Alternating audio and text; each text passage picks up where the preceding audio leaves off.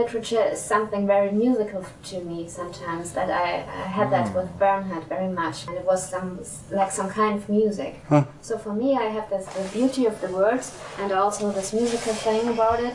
Literature as musical. I like it on its face, but I can't say, like, to me, I would not have equated those. I mean, literature can be cinematic, I would say that. Like, you know, if you get like a lyrical, there's some people like Toni Morrison or even someone like Joan Didion where their words really do have like a lyrical like cadence to it, where the rhythm of the sentence is really part of it, and I would call that musical. But other than that, you know, I wouldn't. That's not the first thing that comes to mind for me. Some authors seem musical. McCarthy has a specific cadence with his work that it's almost musical. Yeah, that's true. He also has his own unique cadence, and the musical thing actually works here. But funny enough for me, I actually get like a deep sense of almost silence from Cormac McCarthy. No Country for Old Men, for instance, like the movie. That movie is very silent. In fact, if I'm not mistaken, there's literally no score in it. I just don't think literature is necessarily musical for me. But I do like that. I do like that.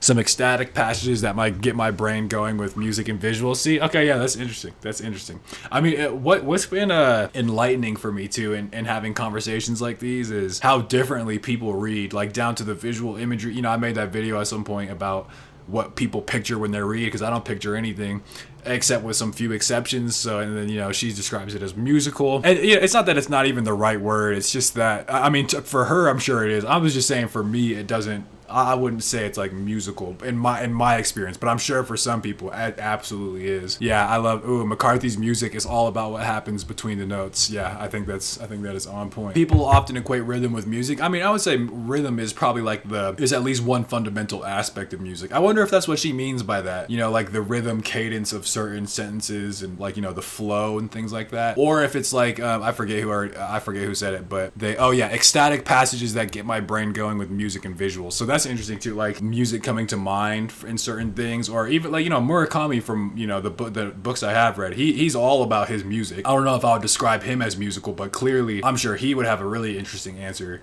to the question of, you know, literature and music. But yeah, he'd be bringing up music all the time in his books. Like sometimes when I'm reading like a certain type of book, I'll be putting on, like, I got my dark ambient music, but I also got my upbeat, you know, classical or just, you know, lo-fi. So I could see something like that. It's okay. It's a heavy question. There's something musical about it because. Did you guys hear that little click, by the way? Just making sure.